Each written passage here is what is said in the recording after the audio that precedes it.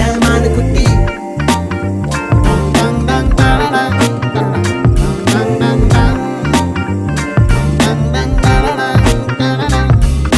அடுத்தென்ன கலவரம் உண்டாகிடுமோ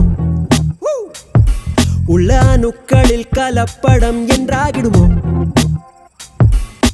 கிட்டத்தட்ட காதல் வந்து உச்சக்கட்ட போதை தந்து நெத்தி பொட்டில் முத்தம் வைக்க நேரம்